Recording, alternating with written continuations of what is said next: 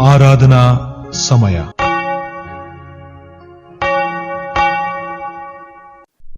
ಜೀವಸ್ವರೂಪನಾದ ದೇವರ ನಿರ್ನಾಮಕ್ಕೆ ಅನಂತರದ ಸ್ತೋತ್ರವಾಗಲಿ. ನಮ್ಮ ದೈನಂದಿನ ದಿನಚರಿಗಳಲ್ಲಿ ನಮ್ಮನ್ನು ಕಾಯುವಾತನೆ, ಈಗಲೂ ಯಾವಾಗಲೂ ಸ್ವಾಮಿ ನಮ್ಮನ್ನು ನೋಡಿಕೊಳ್ಳುವಾತನೆ, ನಮ್ಮನ್ನು ಸಂರಕ್ಷಿಸುವಾತನೆ. ಅದೇ ನಿನ್ನ ಕೃಪೆಯ ಮೂಲಕ ನಾವು ಮತ್ತೊಂದು ದಿನವನ್ನ ಕಂಡಿದ್ದೇವೆ.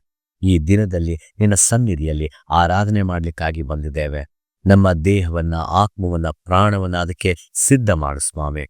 ನಾವು ನಿನ್ನನ್ನು ಆರಾಧನೆ ಮಾಡುವಾಗ ಸಂಪೂರ್ಣವಾಗಿ ನಿನ್ನನ್ನು ದೃಷ್ಟಿಸಿ ನೋಡುತ್ತಾ ನಿನ್ನನ್ನು ಆರಾಧನೆ ಮಾಡಲಿಕ್ಕಾಗುವ ಹಾಗೆ ನಮಗೆ ಸಹಾಯ ಮಾಡು. ಈ ಆರಾಧನೆ ಉದ್ದಗಲಕ್ಕೂ ನಮ್ಮ ಜೊತೆಗಿದ್ದು ಮುನ್ನಡೆಸು ಸ್ವಾಮಿ.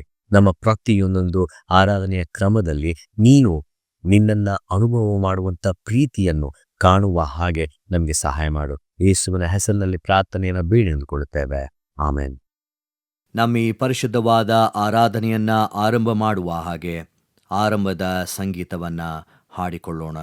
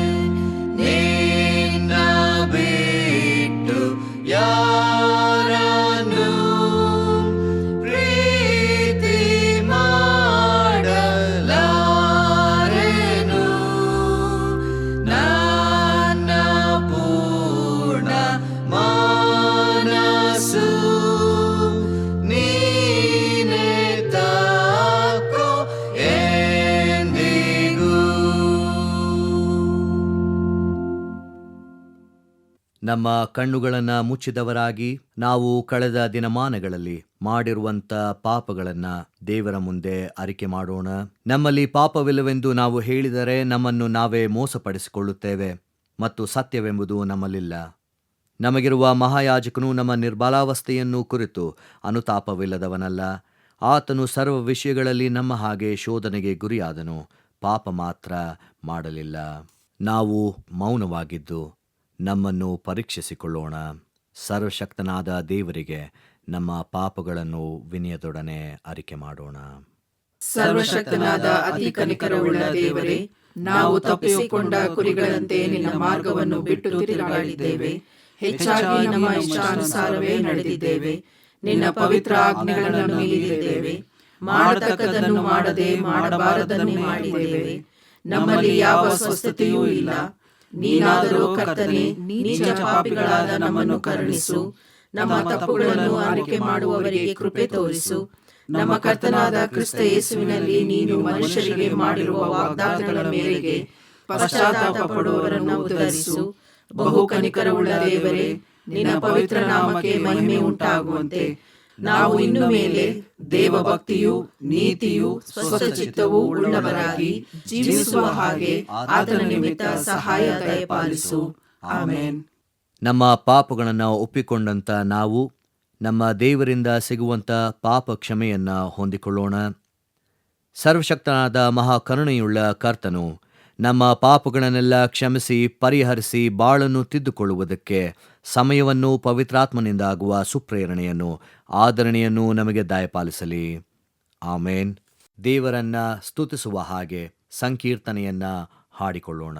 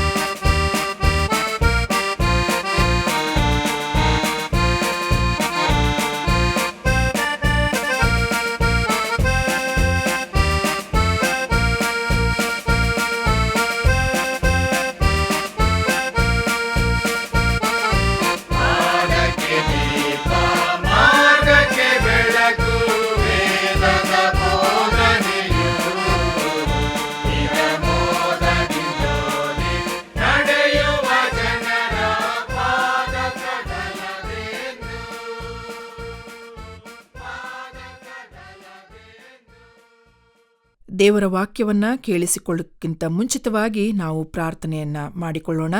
ಪರಿಶುದ್ಧನಾದ ತಂದೆಯಾದ ದೇವರೇ, ಈ ಒಂದು ಸಮಯಕ್ಕಾಗಿ ನಿನಗೆ ಸ್ತೋತ್ರ. ನಾವು ಈ ಸಮಯದಲ್ಲಿ ವಾಕ್ಯ ಧ್ಯಾನ ಮಾಡಲಿಕ್ಕಿರುವಾಗ ವಾಕ್ಯದ ಮುಖಾಂತರವಾಗಿ ನೀನು ಮಾತನಾಡು. ವಾಕ್ಯದ ಸತ್ಯಾರ್ಥವನ್ನು ನಾವು ತಿಳಿದುಕೊಳ್ಳುವ ಹಾಗೆ ನಿನ್ನ ಆತ್ಮನ ಬಲದಿಂದ ತುಂಬಿಸು. ಈ ಸಮಯಕ್ಕಾಗಿ ನಿನಗೆ ಸ್ತೋತ್ರ. ಈ ಕಾರ್ಯಕ್ರಮವನ್ನು ಕೇಳಿಸಿಕೊಳ್ಳುತ್ತಿರುವಂಥ ಎಲ್ಲರ ಹೃದಯಗಳನ್ನು ನೀನು ತೆರೆಯ ಮಾಡು ಹಾಗೂ ಕರ್ತನೆಯ ವಾಕ್ಯದಿಂದ ನಮ್ಮನ್ನು ಬಲಪಡಿಸು. ಯೇಸುವಿನ ನಾಮದಲ್ಲಿ ನಾವು ಬೇಡಿದ್ದೇವೆ, ಆಮೇನ್.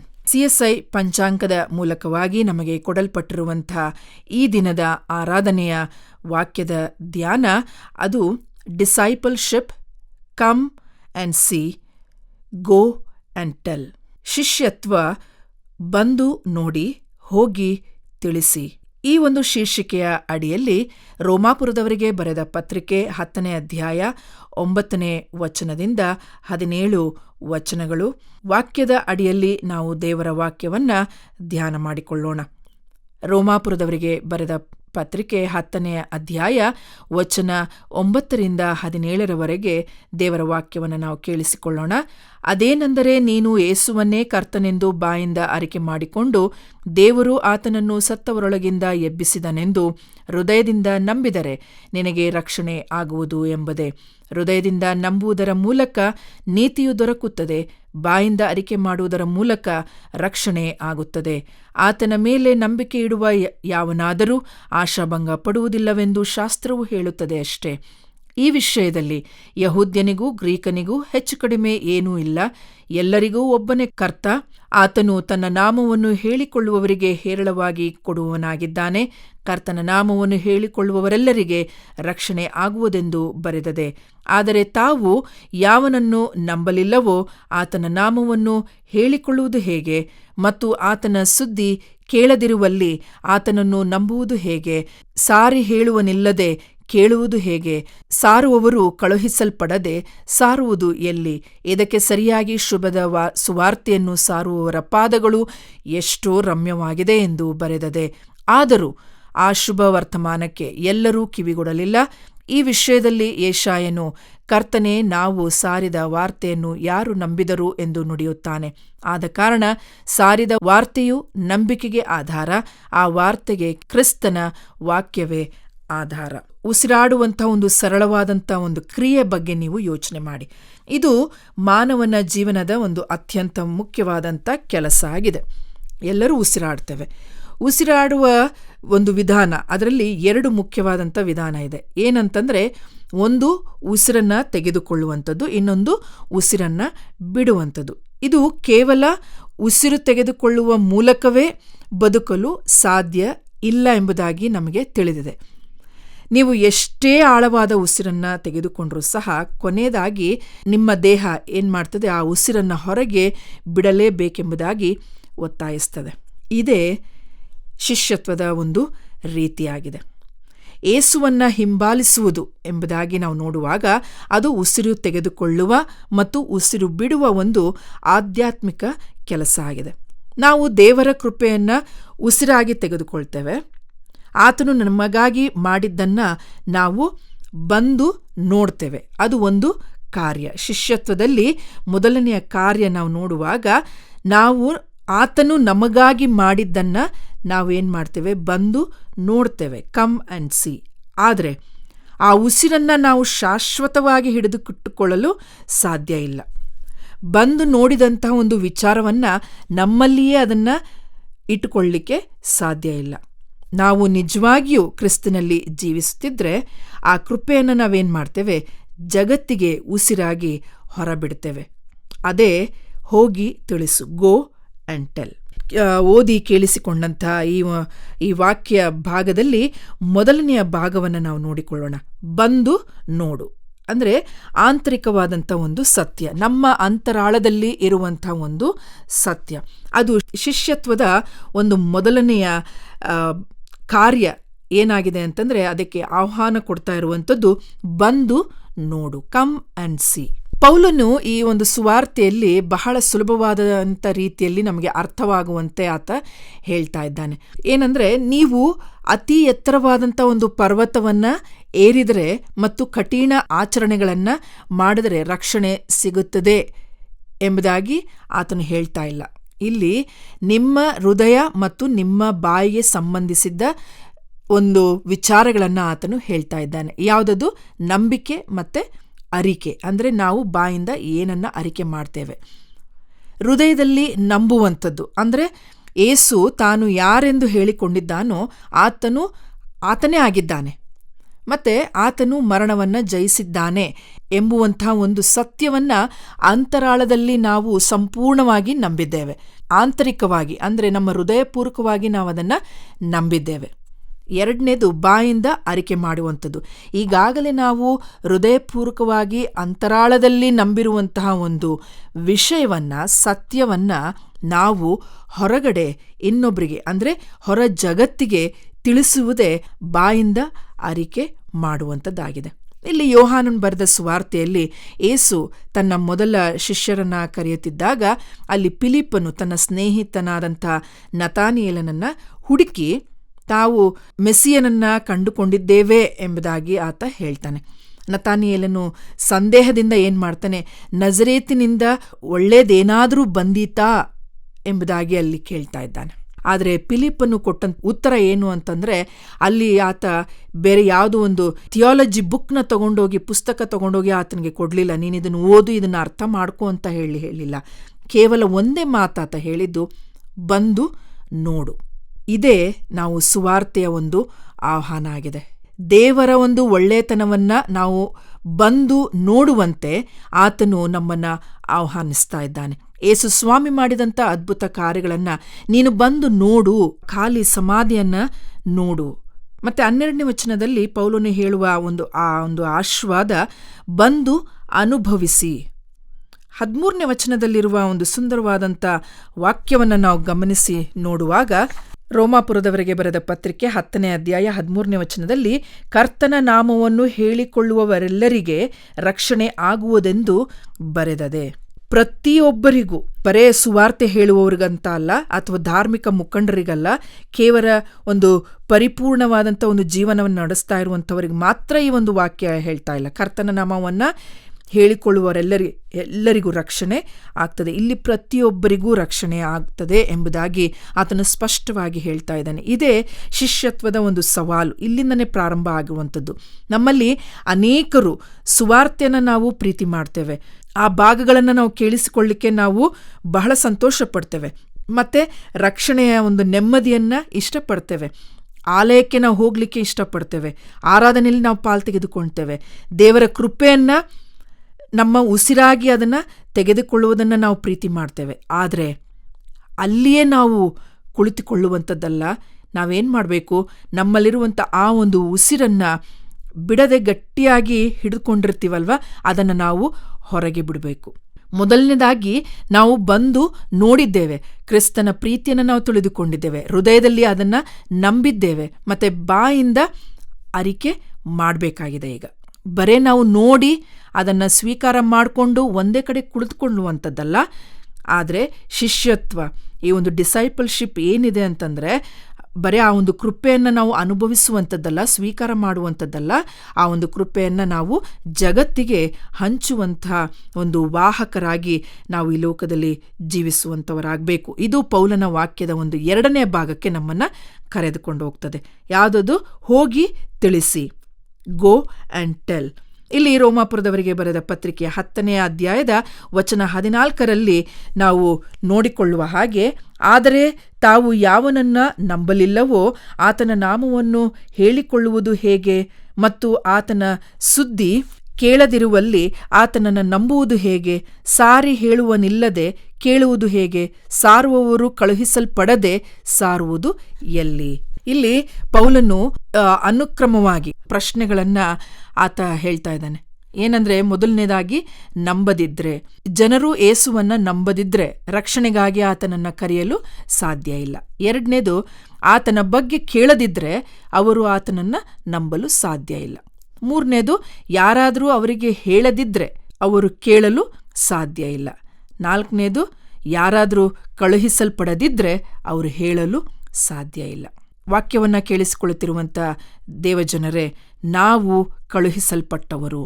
ಇದು ಶಿಷ್ಯತ್ವದ ಒಂದು ಭಾಗ ಆಗಿದೆ. ಹೋಗಿ ತಿಳಿಸಿ. ಮತ್ತಾಯನು ಬರೆದ ಸುವಾರ್ತೆ 28ನೇ ಅಧ್ಯಾಯದ 18-19 ವಚನಗಳನ್ನು ನಾವು ಓದಿಕೊಳ್ಳುವ ಹಾಗೆ, ನೀವು ಹೊರಟು ಹೋಗಿ ಎಲ್ಲಾ ದೇಶಗಳ ಜನರನ್ನು ಶಿಷ್ಯರನ್ನಾಗಿ ಮಾಡಿರಿ, ಅವರಿಗೆ ತಂದೆ ಮಗನ ಪವಿತ್ರಾತ್ಮನ ಹೆಸರಿನಲ್ಲಿ ದೀಕ್ಷಾಸ್ನಾನ ಮಾಡಿಸಿರಿ. ಹೊರಟು ಹೋಗಿರಿ ಎಲ್ಲಾ ದೇಶಗಳ ಜನರನ್ನು. ಬಹಳ ಸ್ಪಷ್ಟವಾಗಿ ದೇವರ ವಾಕ್ಯ ನಮಗೆ ಯೇಸುಸ್ವಾಮಿ ಹೇಳ್ತಾ ಇದ್ದಾನೆ. ಇಲ್ಲಿ ಬರೇ ಆರಾಮಾಗಿ ಕುತ್ಕೊಳ್ರಿ ಅಂತ ಹೇಳ್ತಾ ಇಲ್ಲ, ಒಂದೇ ಜಾಗಕ್ಕೆ ಹೋಗಿ ಅಲ್ಲಿರ್ರಿ ಅಂತ ಹೇಳ್ತಾ ಇಲ್ಲ. ಆದರೆ ಕಟ್ಟ ಕಡೆಯವರೆಗೂ ದೇಶದ ಎಲ್ಲ ಸ್ಥಳಗಳಿಗೂ ಹೋಗಿ ಜನರನ್ನು ಶಿಷ್ಯರನ್ನಾಗಿ ಮಾಡಿರಿ ಎಂಬುದಾಗಿ ಹೇಳ್ತಾ ಇರುವಂಥದ್ದನ್ನು ನಾವು ನೋಡ್ತೇವೆ. ರೋಮಾಪುರದ 10ನೇ ಅಧ್ಯಾಯ 15ನೇ ವಚನದ ಒಂದು ಕೊನೆಯಲ್ಲಿ ಪೌಲನು ಪ್ರವಾದಿಯಾದಂಥ ಯೆಶಾಯನ ಪುಸ್ತಕದಲ್ಲಿ ಉಲ್ಲೇಖಿಸುವುದನ್ನು ಗಮನಿಸಬೇಕು ನಾವು. ಅದೇನಪ್ಪ ಅಂತ ನೋಡುವಾಗ, ಇದಕ್ಕೆ ಸರಿಯಾಗಿ ಶುಭದ ಸುವಾರ್ತೆಯನ್ನು ಸಾರುವವರ ಪಾದಗಳು ಎಷ್ಟೋ ಅಂದವಾಗಿದೆ ಎಂದು ಬರೆದದೆ. ಪಾದಗಳು ಯಾಕೆ? ಸುಂದರವಾದ ಧ್ವನಿ ಯಾಕಿಲ್ಲ? ಅಥವಾ ಸುಂದರವಾದಂಥ ಮುಖ ಯಾಕೆ ಇಲ್ಲ? ಯಾಕೆಂದರೆ ಪಾದಗಳು ಅಂದರೆ ನಮ್ಮ ಕಾಲುಗಳು ಅದು ಆಕ್ಷನ್, ಕ್ರಿಯೆಯನ್ನು ಪ್ರತಿನಿಧಿಸುವಂಥದ್ದಾಗಿದೆ. ಪಾದಗಳು ಅಂದರೆ ನಮಗೆ ಕಾಲಿಲ್ಲದೆ ಹೋದರೆ ನಾವು ನಡಿಲಿಕ್ಕೆ ಆಗೋದಿಲ್ಲ, ಚಲನೆಯನ್ನು ನಾವು ಮಾಡಲಿಕ್ಕೆ ಆಗೋದಿಲ್ಲ. ಆ ಒಂದು ಚಲನೆಯನ್ನು ಪ್ರತಿನಿಧಿಸುವಂಥದ್ದಾಗಿದೆ. ಪಾದಗಳು ಕೊಳೆ ಆಗ್ತದೆ, ಆ ಪಾದಗಳು ಕೋಣೆಗಳನ್ನು ದಾಟ್ತದೆ, ಕೋಣೆಗಳಿಂದ ಬೀದಿಗಳನ್ನು ದಾಟುವಂಥದ್ದಾಗ್ತದೆ, ಮತ್ತು ಅಲ್ಲಿಂದ ಪ್ರಪಂಚವನ್ನು ದಾಟ್ತವೆ. ಸುವಾರ್ತೆಯನ್ನು ಕೇಳಲು ಹಂಬಲಿಸುತ್ತಿರುವ ಜನರ ಬಳಿಗೆ ನಿಮ್ಮನ್ನು ಒಯ್ಯಲು ನಿಮ್ಮ ಪಾದಗಳು ಸೋಮಾರಿಯಾಗಿದ್ದರೆ, ನೀವು ಎಷ್ಟೇ ಸುಂದರವಾದಂಥ ಧ್ವನಿ ಹೊಂದಿದ್ರೂ ಕೂಡ, ಎಷ್ಟೇ ಆತ್ಮಿಕವಾದ ರೀತಿಯಲ್ಲಿ ಅಥವಾ ನಮ್ಮ ಜ್ಞಾನವನ್ನು ಉಪಯೋಗ ಮಾಡಿಕೊಂಡು ನೀವು ದೇವರ ವಾಕ್ಯಗಳನ್ನು ಹಂಚಬಹುದು, ಅದಕ್ಕೆ ಅರ್ಥ ಇರೋದಿಲ್ಲ. ಆದರೆ ಸುಂದರವಾದಂಥ ಪಾದಗಳನ್ನು ಹೊಂದಲು ನಮಗೆ ಯಾವ ಡಿಗ್ರಿ ಬೇಕಾಗಿಲ್ಲ. ನಮ್ಮ ಅಕ್ಕಪಕ್ಕದಲ್ಲಿರುವಂಥ ಮನೆಯವರಿಗೆ, ನಮ್ಮ ಸ್ನೇಹಿತರಿಗೆ, ನಮ್ಮ ಜೊತೆ ಕೆಲಸದವರಿಗೆ, ನಮ್ಮ ಒಂದು ಫ್ಯಾಮಿಲಿ ಮೆಂಬರ್ಸ್ಗೆ, ಅವರಿಗೆಲ್ಲ ನಾವು ತಿಳಿದಿರುವಂಥ ವಿಚಾರವನ್ನು, ಏಸು ನನಗಾಗಿ ಏನು ಮಾಡಿದ್ದಾನೋ ಅದನ್ನು ಅವರಿಗೆ ಹೇಳುತ್ತೇನೆ ಅನ್ನುವಂಥ ಒಂದು ಒಳ್ಳೆಯ ಮನಸ್ಸು ನಮಗಿದ್ರೆ ಸಾಕು. ಹಾಗಾಗಿ ನಾವು ಏನು ಕೇಳಿಸಿಕೊಂಡಿದ್ದೇವೋ, ನಾವು ಏನನ್ನು ನೋಡಿದ್ದೇವೋ, ಏನನ್ನು ನಾವು ಸ್ವೀಕಾರ ಮಾಡಿಕೊಂಡಿದ್ದೇವೋ, ಹೃದಯದಿಂದ ನಾವು ಅದನ್ನು ನಂಬಿದ್ದೇವೆಯೋ, ಅದನ್ನು ಬಾಯಿಂದ ಅರಿಕೆ ಮಾಡಿ ಹೋಗಿ ನಾವು ಎಲ್ಲರಿಗೂ, ಇಡೀ ಜಗತ್ತಿನಲ್ಲಿರುವಂತಹ ಜನರಿಗೆ ಅದನ್ನು ಮನವರಿಕೆ ಮಾಡುವಂಥ ಒಂದು ಕಾರ್ಯ ನಮ್ಮದಾಗಿದೆ ಪ್ರಿಯರೇ. ಅದೇ ಶಿಷ್ಯತ್ವದ ಒಂದು ಜವಾಬ್ದಾರಿಕೆ. ಹಾಗಾಗಿ ಪೌಲನು ಈ ಒಂದು 17ನೇ ವಚನದಲ್ಲಿ ಕೊನೆಯ ಭಾಗವನ್ನು ಒಂದು ಉತ್ತಮವಾದ ರೀತಿಯಲ್ಲಿ ಸಾರಾಂಶವನ್ನು ಕೊಟ್ಟು ಆತನು ಮುಗಿಸ್ತಾ ಇದ್ದಾನೆ ವಾಕ್ಯನ. ಆದ ಕಾರಣ ಸಾರಿದ ವಾರ್ತೆಯು ನಂಬಿಕೆಗೆ ಆಧಾರ, ಆ ವಾರ್ತೆಗೆ ಕ್ರಿಸ್ತನ ವಾಕ್ಯವೇ ಆಧಾರ. ಜನರು ಹುಡುಕ್ತಾ ಇದ್ದಾರೆ, ಬಹಳವಾಗಿ ನೊಂದಿದ್ದಾರೆ, ಆತಂಕದಲ್ಲಿದ್ದಾರೆ, ಮತ್ತು ಭರವಸೆಯಿಂದ ಕಾಯ್ತಾ ಇದ್ದಾರೆ. ಹಾಗಾಗಿ ಆ ಒಂದು ನಂಬಿಕೆ ತಾನಾಗೇ ಬರೋದಿಲ್ಲ. ಆದರೆ ನಾವೇನು ಮಾಡಬೇಕು, ನಮ್ಮ ನೆರೆಯವರು ಹಾಗೇ ಅವರು ಯೇಸುಸ್ವಾಮಿನ ತಿಳಿದುಕೊಂಡು ಬಿಡ್ತಾರೆ, ನಾನು ಯಾಕೆ ಸುಮ್ಮನೆ ಪ್ರಯಾಸ ಪಡಬೇಕು ಎಂಬುದಾಗಿ ನಾನು ಸುಮ್ಮನೆ ಇದ್ದರೆ ಅವರು ತಿಳಿದುಕೊಳ್ಳಲು ಸಾಧ್ಯ ಇಲ್ಲ. ನಂಬಿಕೆಯು ಕೇಳುವುದರಿಂದ ಬರುತ್ತದೆ, ಮತ್ತು ಕೇಳಬೇಕಾದ್ರೆ ಏನಾಗಬೇಕು, ಮಾತನಾಡುವಂಥ ವ್ಯಕ್ತಿ ನಮಗೆ ಅಗತ್ಯ ಇದೆ. ಉದಾಹರಣೆಗೆ, ನಾವು ಯಾವ ರೀತಿಯಲ್ಲಿ ಯೇಸುಸ್ವಾಮಿಯನ್ನು ಅಂಗೀಕಾರ ಮಾಡಿಕೊಂಡಿದ್ದೇವೆ, ರಕ್ಷಣೆಯ ಜೀವಿತಕ್ಕೆ ನಾವು ಹೇಗೆ ಬಂದವು, ದೇವರ ವಾಕ್ಯ ನಮಗೆ ಹೇಗೆ ತಲುಪ್ತು ಅನ್ನುವಂಥದ್ದನ್ನು ನಾವು ಆಲೋಚನೆ ಮಾಡಿಕೊಳ್ಳೋಣ. ಅದರಲ್ಲಿ ಯಾರಾದರೂ ಒಬ್ಬರು ಇರಲೇಬೇಕಲ್ವ, ಯಾರಾದರೂ ಬಂದು ಹೇಳಿರಬೇಕು. ಹಾಗಾಗಿ ಯಾರು ಬಂದು ನಮಗೆ ಆ ಒಂದು ಸಂದೇಶವನ್ನು ಕೊಟ್ಟರೋ, ನಿಮಗೆ ಆ ಒಂದು ರಕ್ಷಣೆಯ ಜೀವಿತಕ್ಕೆ ನಡೆಸಿದ್ದಾರೋ, ಅವರು ಅವರಲ್ಲಿದ್ದಂತಹ ಒಂದು ಉಸಿರನ್ನು ಬಿಟ್ಟು ಹೋಗಿದ್ದಾರೆ. ಅದರಿಂದ ಆ ಒಂದು ಉಸಿರನ್ನು ನೀವು ತೆಗೆದುಕೊಳ್ಳಲಿಕ್ಕೆ ಸಾಧ್ಯ ಆಯಿತು. ನೀವದನ್ನು ಸ್ವೀಕಾರ ಮಾಡಿಕೊಂಡಿದ್ದೀರಿ. ನಾವೀಗ ಆ ಉಸಿರನ್ನು ನಾವು ಬಿಡಬೇಕು. ಇವಾಗ ನಮ್ಮ ಸರದಿಯಾಗಿದೆ ಏನು, ದೇವರ ಒಳ್ಳೆತನವನ್ನು ಬಂದು ನೋಡಬೇಕು. ಆತನ ಕೃಪೆ ನಿಮ್ಮ ಹೃದಯವನ್ನು ಬದಲಾಯಿಸಲಿ. ದೇವರ ಒಳ್ಳೆಯತನವನ್ನು ಬಂದು ನೋಡಿರಿ, ಆತನ ಕೃಪೆಯು ನಿಮ್ಮ ಹೃದಯವನ್ನು ಬದಲಾಯಿಸಲಿ. ಅದು ನಿಮಗೆ ಶಾಂತಿಯನ್ನು ಮತ್ತು ನಿತ್ಯ ಜೀವದ ಭರವಸೆಯನ್ನು ನೀಡಲಿ. ನಂತರ ಹೋಗಿ ತಿಳಿಸ್ರಿ. ಪವಿತ್ರಾತ್ಮನ ಆಳವಾದ ಉಸಿರನ್ನು ತೆಗೆದುಕೊಳ್ಳ್ರಿ. ಮತ್ತು ಈ ವಾರದಲ್ಲಿ ಹೊರಗೆ ಹೆಜ್ಜೆಯಿಟ್ಟು ನಿರಾಶೆಗೊಂಡ ಜಗತ್ತಿಗೆ ಶುಭ ಸಮಾಚಾರವನ್ನು ತರುವ ಸುಂದರವಾದಂಥ ಪಾದಗಳಾಗಿರ್ರಿ. ದೇವರ ವಾಕ್ಯ ಸಂದೇಶವನ್ನು ಕೇಳಿದಂಥ ನಾವು ನಮ್ಮ ನಂಬಿಕೆಯನ್ನು ದೃಢಪಡಿಸಿಕೊಳ್ಳುವ ಹಾಗೆ ಅಪೋಸ್ತಲರ ವಿಶ್ವಾಸ ಸೂತ್ರವನ್ನು ಏಕ ಮನಸ್ಸಿನಿಂದ ಒಟ್ಟಾಗಿ ಅರಿಕೆ ಮಾಡೋಣ. ಪರಲೋಕ ಭೂಲೋಕಗಳನ್ನು ಸೃಷ್ಟಿಸಿದ ಸರ್ವಶಕ್ತನಾಗಿರುವ ತಂದೆಯಾದ ದೇವರನ್ನು ನಂಬುತ್ತೇನೆ. ಆತನ ಏಕ ಕುಮಾರನಾಗಿರುವ ನಮ್ಮ ಪ್ರಭುವಾದ ಯೇಸು ಕ್ರಿಸ್ತನನ್ನು ನಂಬುತ್ತೇನೆ.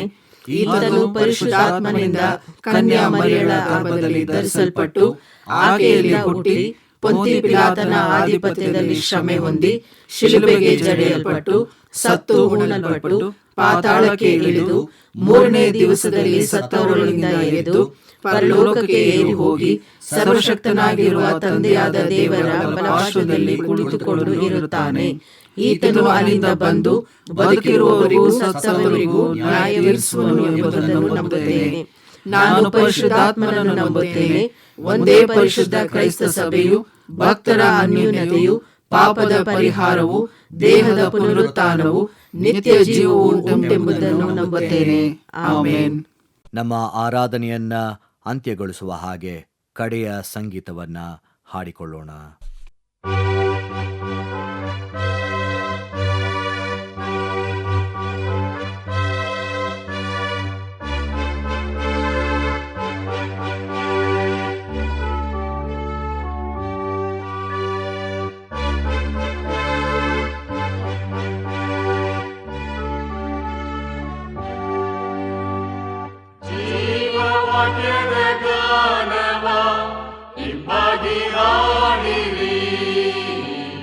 ದೇವ ಪ್ರೀತಿಯ ವಿವರ ವರ್ಣಿಸಿ ಹೇಳಿರಿ. ಶುಭವಾರ್ತಾನ ಆತ್ಮಕ್ಕೆ ಆನಂದವೇ ಆನಂದವೇ ಸತ್ಯದ ವಾಕ್ಯವು. ಆನಂದವೇ ಆನಂದವೇ ಸತ್ಯದ ವಾಕ್ಯವು. ದೇವ ವಾಕ್ಯವ ನಮಗೆ ಕ್ರಿಸ್ತಿಸು ಕೊಟ್ಟನು. ಪಾಪಿಯೇ ವಿಧೇಯನಾಗಿರು. ಮೋಕ್ಷಲೋಕ ಮಾರ್ಗ ಉಚಿತಾರ್ಥದಾನ. ಆನಂದವೇ ಆನಂದವೇ ಸತ್ಯದ ವಾಕ್ಯವು. ಆನಂದವೇ ಆನಂದವೇ ಸತ್ಯದ ವಾಕ್ಯವು.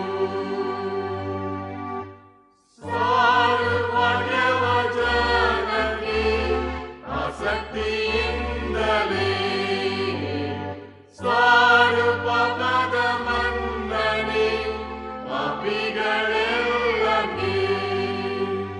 ಶುಭ್ರವಾಣಿ ಯೇಸು ಕಾಯುತ್ತೀಪರೆಂದು. ಆನಂದವೇ ಆನಂದವೇ ಸತ್ಯದ ವಾಕ್ಯವು. ಆನಂದವೇ ಆನಂದವೇ ಸತ್ಯದ ವಾಕ್ಯವು. ಪ್ರಾರ್ಥನೆ ಮಾಡೋಣ.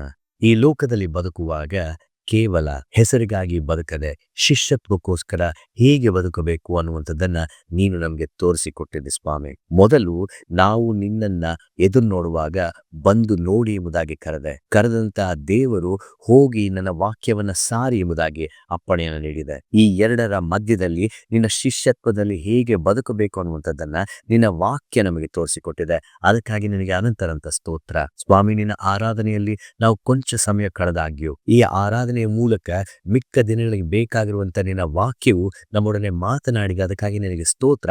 ಆ ವಾಕ್ಯವನ್ನ ನಾವು ಹೊತ್ತವರಾಗಿ ನಿನ್ನ ಶಿಷ್ಯರಾಗಿ ನಾವು ಈ ಲೋಕದಲ್ಲಿ ಬದುಕುವ ಹಾಗೆ ನಮಗೆ ಸಹಾಯ ಮಾಡು ದೇವರೇ. ಈ ಲೋಕದಲ್ಲಿ ನಾವು ಮುನ್ನಡೆಯುವಾಗ ನಿನ್ನ ನಂಬಿಕೆಯಲ್ಲಿ ನಾವು ನಡೆಯುತ್ತಾ ನಿನ್ನ ಪ್ರೀತಿಯನ್ನ ಇತರರೊಡನೆ ಹಂಚಿಕೊಳ್ಳುತ್ತಾ ನಾವು ಬದುಕುವ ಹಾಗೆ ಜೀವಿತವನ್ನ ಮಾಡುವ ಹಾಗೆ ನಮಗೆ ಸಹಾಯ ಮಾಡು. ಯೇಸುವಿನ ಹೆಸರಿನಲ್ಲಿ ಪ್ರಾರ್ಥನೆಯನ್ನ ಬೇಡಿಕೊಳ್ಳುತ್ತೇವೆ. ಆಮೇನ್. ಕರ್ತನು ತಾನೇ ಕಲಿಸಿಕೊಟ್ಟ ಪ್ರಾರ್ಥನೆಯನ್ನ ನಾವು ಏಕ ಮನಸ್ಸಿನಿಂದ ಅರಿಕೆ ಮಾಡೋಣ. ಪರಲೋಕದಲ್ಲಿರುವ ನಮ್ಮ ತಂದೆಯೇ, ನಿನ್ನ ನಾಮವು ಪರಿಶುದ್ಧವೆಂದು ಎಣಿಸಲ್ಪಡಲಿ. ನಿನ್ನ ರಾಜ್ಯವು ಬರಲಿ. ನಿನ್ನ ಚಿತ್ತವು ಪರಲೋಕದಲ್ಲಿ ನೆರವೇರುವ ಪ್ರಕಾರ ಭೂಲೋಕದಲ್ಲಿಯೂ ನೆರವೇರಲಿ. ನಮ್ಮ ಅನುದಿನದ ಆಹಾರವನ್ನು ಈ ಹೊತ್ತು ದಯಪಾಲಿಸು. ನಮಗೆ ತಪ್ಪು ಮಾಡಿದವರನ್ನು ನಾವು ಕ್ಷಮಿಸಿದಂತೆ ನಮ್ಮ ತಪ್ಪುಗಳನ್ನು ಕ್ಷಮಿಸು. ನಮ್ಮನ್ನು ಶೋಧನೆಯೊಳಗೆ ಸೇರಿಸದೆ ಕೇಡಿನಿಂದ ನಮ್ಮನ್ನು ತಪ್ಪಿಸು. ರಾಜ್ಯವು ಬಲವು ಮಹಿಮೆಯು ಸದಾಕಾಲ ನಿನ್ನವೇ. ಆಮೇನ್. ನಂಬಿಕೆಯಿಂದ ದೇವರ ಆಶೀರ್ವಾದವನ್ನು ಹೊಂದಿಕೊಳ್ಳೋಣ. ಧೈರ್ಯದಿಂದ ಸಮಾಧಾನದಿಂದ ಲೋಕದೊಳಗೆ ಹೋಗೋಣ. ಶಿಷ್ಯತ್ವಕ್ಕೆಂದು ನಮ್ಮನ್ನ ಯೇಸು ಕ್ರಿಸ್ತನು ಕರೆದಿದ್ದಾನೆ. ಆತನ ಕೃಪೆ ನಮ್ಮನ್ನು ಯಾವಾಗಲೂ ಮುನ್ನಡೆಸುವಂಥದ್ದಾಗಿರಲಿ. ನಮ್ಮ ಜೀವಿತದಲ್ಲಿ ದೇವರ ಚಿತ್ತವನ್ನು ನೆರವೇರಿಸಬೇಕೆಂಬುದಾಗಿ ತಂದೆಯಾದ ದೇವರು ತನ್ನ ಪ್ರೀತಿಯನ್ನು ನಮಗೆ ದಾರಿ ಎಳೆದಿದ್ದಾನೆ. ಆ ಪ್ರೀತಿ ನಮ್ಮ ಜೀವಿತಗಳಲ್ಲಿ ಕಾರ್ಯ ಮಾಡುವಂಥದ್ದಾಗಿರಲಿ. ಈಗಲೂ ಸಹ ಆ ಶಿಷ್ಯತ್ವದ ಹಾದಿಯಲ್ಲಿ ನಡೆಯಲು ಸಹಾಯ ಮಾಡುತ್ತಿರುವಂಥ ಪವಿತ್ರಾತ್ಮನು ಈಗಲೂ ಯಾವಾಗಲೂ ನಮ್ಮನ್ನು ಪ್ರೋತ್ಸಾಹಿಸ್ತಾ ಬರ್ತಾ ಇದ್ದಾನೆ. ಆ ಸಹಾಯ, ಆ ನಡೆಸುವಿಕೆ ಈಗಲೂ ಯಾವಾಗಲೂ ನಮ್ಮ ಜೊತೆಗಿದ್ದು ನಮ್ಮನ್ನು ಕಾಯುವಂಥದ್ದಾಗಿರಲಿ. ಆಮೇನ್.